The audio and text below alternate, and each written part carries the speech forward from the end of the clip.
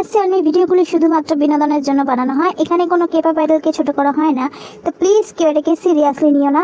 আর আজ আমি আর লতিফা মানে টেকুক রোমান্সের ওনার দুজন মিলে এই পোলার স্টোরিটা দিতে চলেছি, যে যার ভয়েসে, মানে আমার চ্যানেলে আমার ভয়েসে দেখতে পারবে, ওর চ্যানেলে ওর ভয়েসে দেখতে পারবে। তাই কেউ এটা বলো না যে তোমার ভয়েসটা এমন কেন, ওর ভয়েসটা আলাদা কেন।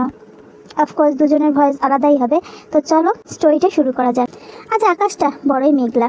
আমি কলেজ যাওয়ার জন্য বেরোবো, তখনই মা বলল, আকাশে কেমন মেঘ করেছে দেখ, মনে হচ্ছে খুব জোর বৃষ্টি নামবে, আজকে আর কলেজ যাওয়ার দরকার নেই। উফ মা, আমি আর ছোট নেই, বড় হয়েছি, নিজের খেয়াল নিজে রাখতে পারি। সে তুই যতই বড় হোস না কেন, আমার কাছে তুই সেই ছোটই আছিস। আচ্ছা বুঝলাম বলে মাকে জড়িয়ে ধরলাম। মা একটু আদর করে দিল, তারপর বেরিয়ে পড়লাম কলেজের উদ্দেশ্যে। তোমাদের তো পরিচয়টাই দেওয়া হয়নি, চলো আগে পরিচয়টা সেরে নিই। আমি হলাম তেইয়ং, পুরো নাম কিম তেইয়ং। সবাই আমাকে তে বলেই ডাকে। আমি হিস্ট্রি নিয়ে পড়াশোনা করছি। হিস্ট্রি হচ্ছে আমার ফেভারিট সাবজেক্ট। আমার হবি হচ্ছে খাওয়া আর ঘুমানো, তবে বই পড়তে খুব ভালো লাগে। আমার হবিগুলোর কথা শুনলে সবাই হাসে, তাই এগুলো গোপনেই রাখি। যাই হোক, পরিচয় তো দেওয়া হয়েছে, চলো কলেজে যাই বরং। বাস স্ট্যান্ডে অনেকক্ষণ হলো দাঁড়িয়ে আছি। কিছুক্ষণ পর বাসটা এসে দাঁড়ালো, আমি বাসে উঠে পড়লাম। আমি বাসে উঠে দেখলাম কপাল আমার ফুটো, কারণ প্রত্যেক দিনের মতো আজও বাসটা পুরো ভিড়। একটু ধাক্কা দিলেই সবাই একজন আর একজনের ওপর পড়ে যাবে। কোনো মতে আমি একটা বাসের খুঁটি ধরে দাঁড়ালাম। হঠাৎই খেয়াল করলাম বাসে কিছু বখাটে টাইপের ছেলে উঠেছে, যারা কিনা অনেকক্ষণ থেকেই আমার দিকে বেশ বাজে নজরে তাকাচ্ছিল। ঠিক তখনই পাশের সিটে বসে থাকা একটা ছেলে উঠে দাঁড়িয়ে বলল, আপনি এখানে বসুন, আমি দাঁড়াচ্ছি। ছেলেটার কথা শুনে বেশ ভালো লাগলো। খুশি হয়ে মুচকি হেসে বসে পড়লাম। Thank you, it's okay. সিটে বসে ছেলেটাকে মন দিয়ে দেখছি। খুব চেনা চেনা লাগছে, কিন্তু ঠিক মনে করতে পারছি না। ছেলেটা দেখতে দারুণ সুন্দর, লম্বা চওড়া, মাথা ভর্তি চুল, প্রচণ্ড হ্যান্ডসাম। যে কোনো মেয়েই প্রথম দর্শনেই ক্রাশ খাবে। তাহলে কি আমিও ক্রাশ খেয়েছি? যদি না খাই তাহলে এভাবে তাকিয়ে কেন আছি?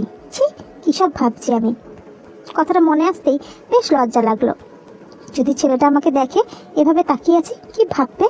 আমি ওর দিক থেকে মুখটা ফিরিয়ে নিলাম, কিন্তু হঠাৎই মনে হলো ছেলেটা আমার দিকে তাকিয়ে কাঁদছে। ওর চোখ দুটো ভেজা, কিন্তু কেন? এটাই ভাবছিলাম, হঠাৎ বাসটা ব্রেক কষলো। অনেকেই নেমে গেল, যদি আমি নামিনি, কারণ আমার গন্তব্য এখনো এসে পৌঁছয়নি। লক্ষ্য করে দেখলাম ছেলেটাও নামলো না, আর ওই বাজে ছেলেগুলো সেখানে ছিল। বাসে কিছু নতুন মানুষও উঠল। একজন বৃদ্ধ ব্যক্তি বয়সের ভারে দাঁড়িয়ে থাকতে পারছিলেন না, দেখে আমার অনেক খারাপ লাগে। আপনি এখানে বসুন, আমি দাঁড়াচ্ছি বলে ওনাকে বসিয়ে আমি উঠে দাঁড়ালাম। উনি আমাকে আশীর্বাদ দিলেন, পরিবর্তে আমি একটা মিষ্টি হাসি দিলাম। ওই ছেলেটা আমার সামনে ছিল, আর বাজে ছেলেগুলো আমার পিছনে, আর আমি ঠিক মাঝখানে। হঠাৎই খেয়াল করলাম পিছনে দাঁড়ানো ছেলেগুলো আমার দিকে আস্তে আস্তে এগিয়ে আসছে, আর সেটা দেখা মাত্রই আমার সামনে দাঁড়িয়ে থাকা ছেলেটা আস্তে করে আমার পিছনে গিয়ে দাঁড়িয়ে পড়ে। বুঝতে বাকি রইল না ছেলেটা আমাকে গার্ড করছে। আমি মনে মনে বড্ড খুশি হলাম, কিন্তু আশ্চর্যও হলাম। কেন? ঠিক তখনই ছেলেটা আমায় বলে উঠল, তুমি সেই আগের মতোই রয়েছো, একটুও বদলাওনি, সবসময় এমনটাই থেকো। শুনে বেশ অবাক হলাম। ছেলেটাকে তুমি আজকেই প্রথমবার দেখছি, তাহলে আমাকে এমন কথা কেন বলছে? জিজ্ঞেস করব? আচ্ছা, আপনি কি আমাকে চেনেন? ছেলেটা একটু হাসার চেষ্টা করে বলল, না, আমি আসলে আমার গল্পের চরিত্রের একটা সংলাপ বলছিলাম, যেটা মনে করতেই মুখে চলে এলো। কিছু মনে করবেন না। ও না না, ঠিক আছে। আপনি কি লেখক? তবে প্রফেশনাল নয়, এটা আমার হবি। একজনকে হারানোর পর থেকে এটার মধ্যে দিয়ে আমি তাকে খুঁজে পাই, তাই লিখি। আর কিছু বললাম না। খেয়াল করলাম ছেলেটা যখন কথাগুলো বলছিল করুণ দৃষ্টিতে আমার দিকে তাকিয়েছিল। সে চাহনি যেন সহ্য করতে পারলাম না, মুখটা ফিরিয়ে নিলাম তার থেকে। তবে একটা জিনিস মনে মনে ফিল করলাম, না এই ছেলেটাকে আমি চিনি, না এই বাজে ছেলেগুলোকে আমি চিনি, কিন্তু ওই ছেলেগুলো যখন আমার পাশে দাঁড়িয়েছিল তখন আমার বড্ড অস্বস্তি লাগছিল, কিন্তু এই ছেলেটা যখন আমার পাশে দাঁড়িয়ে আছে তেমন কোনো অস্বস্তি লাগছে না, বরং একটা ভরসা লাগছে। এসব ভাবতে ভাবতেই বাসটা থেমে গেল জোরে ধাক্কা দিয়ে। ধাক্কা সামলাতে না পেরে পড়েই যাচ্ছিলাম, তখনই ছেলেটা ধরে ফেললো। হয়তো সে জানতো এমনটাই হবে, তবে স্পর্শটা বড্ড অদ্ভুত লাগলো। মনে হলো এই স্পর্শটা আমি আগেও চিনতাম, অনেক পরিচিত এই স্পর্শ। মনে করার চেষ্টা করতে ব্যর্থ হলাম। অবশেষে গন্তব্যে পৌঁছে বাস থেকে নামলাম। নামতে নামতেই পিছন ফিরে তাকিয়ে মনে মনে বললাম, হে আগন্তুক, আর কি কখনো দেখা হবে তোমার সাথে? তুমি কি এমনই হঠাৎ করে আবার আসবে আমার সামনে? আর কি কখনো পাবো তোমার দেখা?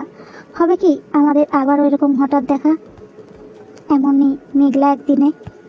আমাকে বাসের সিঁড়ির মাঝখানে দাঁড়িয়ে থাকতে দেখে পিছনের যাত্রীরা চেঁচামেচি শুরু করলো। আমি ভাবনার জগৎ থেকে বেরিয়ে তাড়াতাড়ি বাস থেকে নামতেই যাব, সেই সময় ঝমঝমিয়ে বৃষ্টি এলো। আমার কাছে কোনো ছাতা ছিল না, বাড়ি থেকে আনতে ভুলে গেছি। বাসে যে একটু দাঁড়িয়ে থাকবো তারও উপায় নেই, কারণ বাসটা তো আমার জন্য দাঁড়িয়ে থাকবে না। তাই বাধ্য হয়ে তুমুল বৃষ্টির মধ্যেই বাস থেকে নেমে পড়লাম। কিন্তু বাস থেকে নেমে বুঝলাম আমার মাথায় তো বৃষ্টি পড়ছে না। উপর দিকে তাকাতেই দেখলাম আমার মাথার উপর একটা ছাতা, কিন্তু কে ধরেছে? পিছনে তাকিয়ে দেখি সেই ছেলেটা। আমি অবাক হলাম, কিন্তু একটু আনন্দও পেলাম। হঠাৎই আমাকে হ্যাচকা টান দিয়ে ছেলেটা তার দিকে টেনে নিল। টাল সামলাতে না পেরে আমি ছেলেটার গায়ের ওপর গিয়ে পড়লাম। কিছু বুঝে ওঠার আগেই দেখলাম পিছন থেকে বাসটা চলে গেল, যার ফলে রাস্তার নোংরা কিছু জল ছিটকে আসলো আর ছেলেটাকে ভিজিয়ে দিয়ে গেল। এবার বুঝতে পারলাম ছেলেটা আমাকে কেন এভাবে নিজের দিকে টেনে নিল। আমার মুখের অবস্থা বুঝতে পেরে ছেলেটা আমার ছেড়ে দিয়ে দাঁড় করিয়ে বলল, চিন্তা করো না, সব সময় আমি তোমাকে রক্ষা করব, তোমার যে কোনো বিপদ আপদ থেকে। আমি অবাক হলাম, আবারও তাকে জিজ্ঞাসা করলাম, আপনি কি আমাকে চেনেন? ছেলেটা একটু থেমে আমাকে ছেড়ে দিয়ে বলল, না। মনে মনে ভাবলাম, চিনবে কি করে, আজকেই তো প্রথম দেখা। চলুন। আমি বোকার মতো জিজ্ঞাসা করলাম, কোথায়? ছেলেটা হেসে বলল, কলেজে। আবার কোথায়? স্বভাবটা তোমার এখনো বদলালো না। ছেলে একটু বিড়বিড় করেই বলল, কিছু বললেন? না না, চলুন, লেট হয়ে যাবে না হলে। তারপর দুজনে একসাথে হাঁটতে লাগলাম। ছেলেটি কেন আমার সাথে যাচ্ছে সেটা জিজ্ঞাসা করার সাহস হলো না, একটু লজ্জাও লাগলো। আচ্ছা, এতটা রাস্তা আমরা একসাথে এলাম, নামটা তো জিজ্ঞেস করতেই পারি। আচ্ছা, আপনার নাম কি? চাংকুক, জিয়ান চাংকুক। ও আচ্ছা, নাইস নেম। ছেলেটা আর কিছু বললো না, সে আমাকে কলেজে পৌঁছে দিল। আমি যতক্ষণ না ক্লাসে পৌঁছেছি সে আমার দিকে তাকিয়ে রইল। ক্লাসে ঢোকার সময় একবার পিছন ফিরে তাকালাম, তখনও সে সেভাবেই দাঁড়িয়ে আছে। ক্লাস শেষ করে সেদিন নিজের বাড়ি ফিরে আসি। ঘরে শুয়ে শুয়ে ভাবছি, আমি তো জাংকুককে বলিনি আমি কোন কলেজে পড়ি, বা আমি যে কলেজ যাব সেটাও বলিনি, তাহলে জানলো কি করে? অনেক ভাবনা চিন্তা, অনেক প্রশ্ন নিজের মাথায় ঘোরপাক খেতে লাগলো। এসব ভাবতে ভাবতে কখন যে চোখে ঘুম এসে গেছে বুঝতেই পারিনি। কিছুক্ষণ পর মা আমাকে খাওয়ার জন্য ডাকতে এলো। আমি তখনও জাংকুকের কথাই ভাবছিলাম। মা বোধহয় কিছুটা আন্দাজ করলো। কি হয়েছে রে তোর? আসলে মা, আজকে না একটা অদ্ভুত মানুষের সাথে পরিচয় হয়েছে। এরপর মাকে সবটা খুলে বললাম। সবটা শুনে মা কিছুক্ষণ চুপ করে রইল, তারপর হেসে বলল, ওসব কিছু না, তোমাকে ওসব নিয়ে বেশি ভাবতে হবে না, ভালো করে পড়াশোনা করো। কথাটা বলে মা চলে যায়। আমিও পড়া শেষ করে শুয়ে পড়ি। আসলে রাত্রে শুতে যাওয়ার আগে আমি একটু পড়াশোনা করি, এটা আমার অভ্যাস। কিন্তু শুতে গেলেও আমার কিছুতেই ঘুম আসছিল না, তাই ব্যালকনিতে গিয়ে মেঘলা আকাশটার দিকে তাকিয়ে থাকি। আমি জাংকুকের কথা ভাবতে চাইছিলাম না, কিন্তু বারবার ওর কথাই আমার শুধু মনে পড়ছিল। বুঝতে পারছিলাম না প্রথম দেখাতেই কেন ওর ব্যাপারে আমি এতটা ভাবছি। আমি যেন ওকে অনেক ভালো করে চিনি, খুব কাছের একজন মানুষও আমার। আমি অনেক মনে করার চেষ্টা করলাম এর আগে আমার সাথে ওর কোথাও দেখা হয়েছিল কিনা, কিন্তু কিছু মনে করার চেষ্টা করতেই মাথায় প্রচণ্ড যন্ত্রণা শুরু হলো। আর বেশি জোর দিলাম না, তাড়াতাড়ি গিয়ে শুয়ে পড়লাম। পরদিন সকালে ঘুম থেকে উঠে স্নানটা সেরে রেডি হয়ে খেয়ে দিয়ে বেরোচ্ছিলাম কলেজের উদ্দেশ্যে। কিন্তু অন্যদিনের মতো মা আজ আর আমাকে বললো না যে সাবধানে যাস। আমি মাকে জিজ্ঞাসা করলাম, কি গো মা, আজকে তোমার বিখ্যাত ডায়লগটা দিলে না তো? সেটার আর দরকার নেই। কথাটা বলার পর তিনি আবার বললেন, সাবধানে যাস। কথাটা শুনে আমি একটু হেসে ফেললাম, তারপর বেরিয়ে গেলাম। আমি বেরিয়ে যেতেই মা আস্তে আস্তে বলল, তোকে সামলানোর লোক এসে গেছে রে মা, তাই আমি এখন নিশ্চিন্ত। কিন্তু মা আসতে বললেও কথাটা আমি শুনে ফেলেছিলাম। মাকে কিছু বললাম না। আজ বাসে কোনো সমস্যা হলো না। আজ আমি বাসে উঠে বসার জায়গা খুঁজতেই একটা লোক, যে কিনা মাস্ক পরা আর মাথায় টুপি দেওয়া ছিল, সে উঠে গেল নিজের জায়গা ছেড়ে। বসুন। আমি বসে পড়লাম। সে লোকটা আমার পাশেই দাঁড়িয়ে থাকলো। পাশের সিটটা থাকতেও সে বসলো না। লোকটার কার্যকলাপ দেখে আমার জাংকুকের কথাই মনে পড়লো। আমি তাকে কিছু বললাম না, কারণ জাংকুক হলে তো আমাকে চিনতো, এরকম অপরিচিতের মতো ব্যবহার তো করতো না। তাই আর কিছু না বলে চুপচাপ বসে থাকলাম। বাস গন্তব্যে পৌঁছলে বাস থেকে নেমে আমি কলেজ চলে গেলাম। কলেজে গিয়ে নিজের ডিপার্টমেন্টে গিয়ে বসে আছি। দুটো ক্লাস শেষ করার পর জিমিন বলল, এই তে চল ক্যান্টিন থেকে কিছু খেয়ে আসি। আমারও অনেক খিদে পেয়েছিল, তাই না করলাম না, দুজনে ক্যান্টিনে গেলাম। সেখানে গিয়ে আমি জাস্ট অবাক হয়ে গেলাম। জাংকুক বসে আছে, আমি তো ভাবতেই পারিনি ওকে আবার এখানে দেখতে পারবো। পাশে দাঁড়িয়ে থাকা জিমিনকে বললাম, এই এখানে কি করছে, কে? আমি হাত দিয়ে জাংকুককে দেখিয়ে দিলাম। আরে ও তো জাংকুক, তুই চিনিস? আরে চিনবো না কেন, ও আমাদের সিনিয়র, ও ফাইনাল ইয়ারের ছাত্র। কি হ্যান্ডসাম তাই না রে? জানিস এর এখনো পর্যন্ত কোনো মেয়েকে পছন্দই হয়নি। কলেজের প্রায় সব মেয়েরাই একে লাইন মারতে চেয়েছিল, কিন্তু ফেল হয়ে গেছে। কিন্তু মেয়েদের আর কি দোষ বল, একে দেখতে পুরো হিরোর মতন, তার উপরে সব কিছুতে এক্সপার্ট, যেমন খেলাধুলা, পড়াশোনা, সব দিক দিয়ে। সাথে বিজনেসটাও সামলাচ্ছে। ওর বাবা মারা যাওয়ার পর থেকে ও একাই সবটা সামলায়, সাথে পড়াশোনাটাও করে, অন্য সব কিছুতে সমান সমান সময় দেয়। কি করে যে পারে জানি না বাপু, এত কাজের চাপেই বোধ হয় কোনো মেয়ের দিকে তাকানোর সময় হয়নি। কিন্তু আমি ভাবছি ও যদি এই কলেজেই পড়ে তাহলে আমি কেন জানি না, আমিও তো এই কলেজেই পড়ি।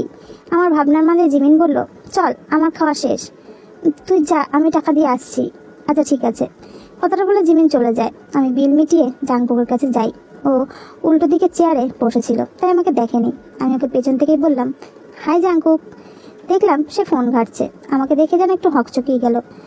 ও হাই, বসো প্লিজ। তুমি এই কলেজেই পড়ো? আমার দিকে তাকিয়ে বলল, তাহলে ওই দিন তুমি আমাকে কলেজে ছেড়ে দিয়ে চলে কেন গিয়েছিলে? একটু কাজ ছিল। তারপর আর কিছু বললাম না। কিছুক্ষণ চুপ করে বসে থাকার পর লক্ষ্য করলাম ও আমার দিকে এক দৃষ্টে তাকিয়ে আছে। প্রথমে ভেবেছিলাম হয়তো অন্য কারোর দিকে তাকিয়েছে। আমি চারিদিকে তাকিয়ে দেখলাম না, আমার পিছনে তো কেউ নেই। ওর এভাবে তাকিয়ে থাকায় একটু লজ্জা লাগলো, তাই বললাম, কি দেখছে ভাবে? ও আমার কথার উত্তর না দিয়ে বলল, তুমি একটুও বদলাওনি, ঠিক আগের মতোই সুন্দর আছো। অবাক হয়ে জিজ্ঞাসা করলাম, কি বললে? না কিছু না তো। যাও ক্লাসে যাও, তোমার না হলে দেরি হয়ে যাবে, তোমার ফেভারিট হিস্ট্রি ক্লাস মিস হয়ে যাবে তো। তুমি কি করে জানলে হিস্ট্রি আমার ফেভারিট সাবজেক্ট? সে হেসে বলল, আমি এই কলেজের মনিটর, আমি জানবো না তো কে জানবে। তারপর আর কিছু বললাম না, চলে গেলাম। ক্লাস শেষে বাড়ি ফেরার জন্য যখন বাস স্ট্যান্ডে দাঁড়িয়ে আছি, লক্ষ্য করলাম সকালে সেই মাস্ক আর টুপি পরা ছেলেটা দূরে দাঁড়িয়ে ফোন ঘাটছে। হয়তো বাসের জন্যই দাঁড়িয়ে আছে। আমি মুখটা ফিরিয়ে নিলাম, কিন্তু একটা জিনিস মনে হতেই অবাক হয়ে লোকটার দিকে তাকালাম। হ্যাঁ, এটা তো ঠিকই, ওর গায়ের শার্টটা তো হুবহু জাংকুকের শার্টের মতোই। তখন যখন ক্যান্টিনে কথা বলছিলাম এমনই একটা শার্টও পরেছিল। আমি কি ভুল দেখছি? লোকটার বডি স্ট্রাকচারটা অনেকটা জাংকুকের মতোই লাগছে। কিন্তু আমি কিছু বললাম না। কয়েক মিনিট পর বাসটা দাঁড়াতেই, আমি বাসে উঠতেই মাস্ক পরা লোকটা উঠে এলো। একটা খালি সিট দেখে আমি বসে পড়লাম। আমার পাশের সিটটা খালি দেখে একটা লোক বসতে গেলে মাস্ক পরা লোকটা বলে উঠলো, দাদা সিটটা আমার, আপনি পিছনের সিটে গিয়ে বসুন। লোকটা চলে যায় আর ওই লোকটা আমার পাশের সিটে বসে পড়ে। এবার আমার আর বুঝতে বাকি রইল না এটা কে। এটা একদম শিওর জাংকুক, কারণ গলার স্বরটা আমার চেনা। ও যতই মাস্ক পরুক, গলা পাল্টানোর চেষ্টা করুক, ধরা তোকে পড়তেই হতো। কথাটা ভাবতে একটু হাসি পেল। নিজের হাসিটা আটকে রেখে সাথে সাথে ওকে বললাম, আমাকে ফলো করছো কেন তুমি? ও একটু চমকে গেল, নিজেকে স্বাভাবিক রেখে বলল, তুমি নয় আপনি বলুন, অপরিচিতদের আপনি বলতে হয়, জানেন না? আমি একটু রেগে গেলাম। তোমাকে কি আপনি বলবো? আমি তোমাকে তো আমি চিনি। মাস্কটা খুলে ফেলো, তোমাকে আমি ধরে ফেলেছি জাংকুক। আর নিজের মুখটা লুকিয়ে রেখে কোনো লাভ নেই, বেচারা কি আর করবে। মাস্কটা খুলে একটা সুন্দর হাসি দিল। তুমি সবসময় আমাকে এভাবে চিনে কেন নাও বলো তো? আর যে আমি কখনো কারোর কাছে হারিনি, সে আমি প্রত্যেকবার তোমার কাছে হেরে যাই। আমি ওর কথাটা শুনে আবার অবাক হলাম। প্রত্যেকবার? আরে ছাড়ো তো, এমনি কথার কথা বললাম। আচ্ছা এটা বলো, তুমি আমাকে চিনলে কিভাবে? আমি তো হেসে বললাম, এটা তো খুবই সিম্পল একটা ব্যাপার। তাই বুঝি? তা বলো কিভাবে? তোমার শার্ট, তোমার পারফিউম। বাহ, তুমি তো খুব চালাক। এসব গল্প করতে করতে নিজের গন্তব্যে পৌঁছে গেলাম। বাস থেকে নেমে পড়লাম। বাস থেকে নামতেই জাংকুক বলল, চলো তোমার বাড়ি পর্যন্ত দিয়ে আসি। আমি রাজি হয়ে গেলাম, কারণ রাজি না হওয়ার কোনো কারণ ছিল না। ওকে আমার অনেক ভালো লেগেছে, ওর সাথে সময় কাটাতে, কথা বলতেও বেশ ভালো লাগছে। যাই হোক, যেতে যেতে একটা জায়গায় পৌঁছালাম যেখানে 4টে রাস্তা। অবাক করার বিষয়, আমি জাংকুকে বলিনি কোন রাস্তায় যেতে হবে। সে দিব্যি আমার বাড়ির রাস্তাটাই ধরল। এমন একটা ভাব করলো যেন ও আগে থেকেই চেনে। আমি কৌতূহল দমাতে না পেরে জিজ্ঞেস করলাম, তুমি কি আমাদের বাড়ি চেনো নাকি? না না, চিনবো কেন, আমি তো জাস্ট আন্দাজেই হাঁটলাম বলে আবার হাঁটতে শুরু করলো। কিছু বললাম না, কিন্তু এটা বুঝতে পারলাম না কেউ আন্দাজে এতটা সঠিক কিভাবে হতে পারে। আমাকে গেট পর্যন্ত পৌঁছে দিয়ে জাঙ্কুক চলে যায়। আমি বাড়িতে ঢুকে এলাম। নিজের ঘরে গিয়ে ফ্রেশ হয়ে বসতে মা এক কাপ কফি নিয়ে এলো। কিরে, ছেলেটাকে বাড়িতে আন নিতে পারতিস। বেশ অবাক হলাম। তাহলে কি মা জাঙ্কুককে দেখে ফেলেছে? মা, আমি আসলে ভাবলাম তুমি যদি রেগে যাও তাই আর আসতে বলিনি, নেক্সট টাইম নিয়ে আসবো। সে মৃদু হেসে বলল, রাগার কি আছে, ছেলেটা বেশ ভালো। আর তুই বললি ওকে নিয়ে আসবি, তা সেটা কবে আনবি? কালকে আনি। কথাটা শুনে মা বলল, কাল কত তারিখ রে? 15। মায়ের মুখের হাসিটা যেন কেমন মিলিয়ে গেল। মাকে এমন করতে দেখে জিজ্ঞাসা করলাম, কি হয়েছে মা, কালকে কি কোনো সমস্যা আছে? না না, কোনো সমস্যা না, এমনি। আচ্ছা তুই কফিটা খা, আমি রান্নাঘরে যাই, অনেক কাজ পড়ে আছে। বলেই তাড়াতাড়ি মা চলে গেল।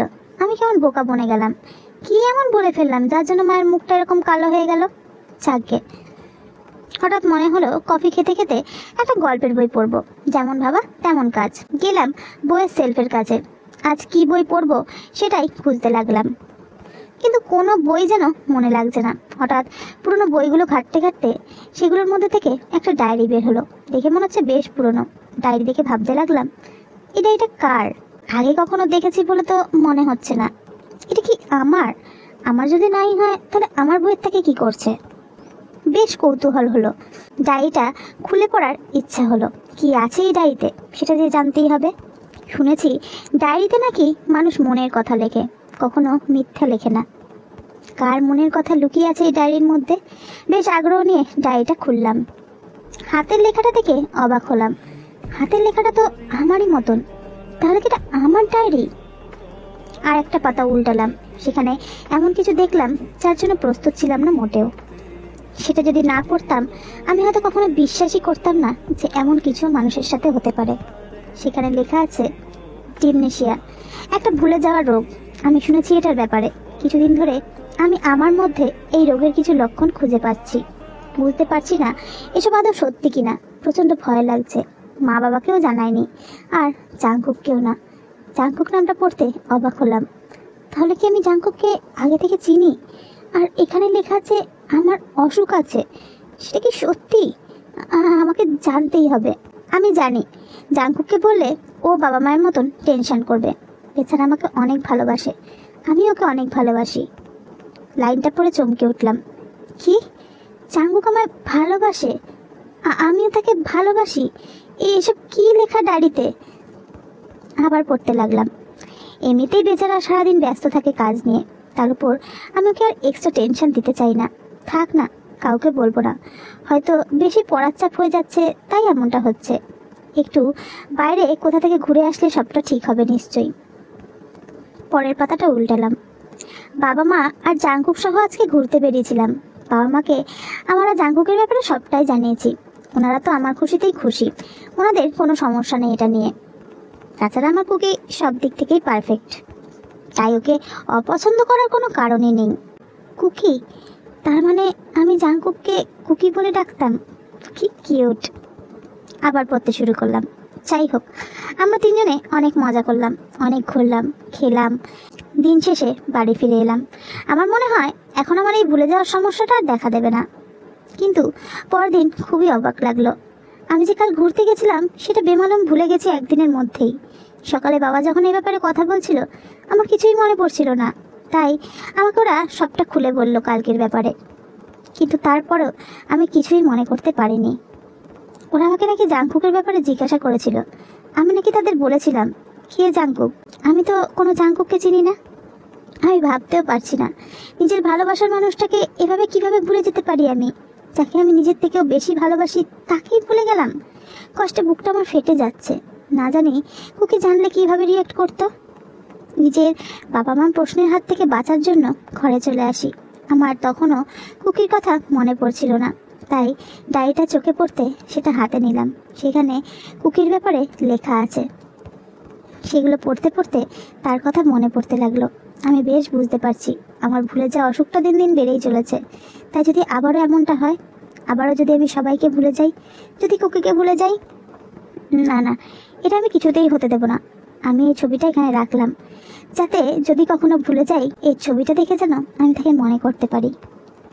ডায়েরির পাতার ভাঁজে জাংকুকের একটা হাস্যোজ্জ্বল ছবি পেলাম। কি সুন্দর লাগে ওকে হাসলে, কিন্তু আমি তো ওকে সেভাবে কখনো হাসতে দেখিনি। জাংকুকের ছবিটা মুগ্ধ দৃষ্টিতে দেখতে থাকলাম, কারণ আমার সামনে যদিও থাকতো লজ্জায় ঠিক মতো ওদিকে তাকাতে পারতাম না। তাই ছবিতে না হয় প্রাণ ভরে দেখে নি। একটু মুচকি হাসলাম। ঠিক সেই সময় মা ঘরে ঢুকলো। আমি তাড়াতাড়ি করে ডায়েরিটা নিজের বালিশের নিচে লুকিয়ে ফেললাম আর নিজেকে একটু গুছিয়ে নিলাম, যাতে মা সন্দেহ না করে। সো গাইজ, আমার তরফ থেকে গল্পটা শেষ। গল্পের বাকি অংশ দেখতে গেলে টেকুক রোম্যান্স চ্যানেলে চলে যাও, লিঙ্ক ডেসক্রিপশনে দেওয়া আছে। আর তাছাড়া কমিউনিটিতে আমি পোস্ট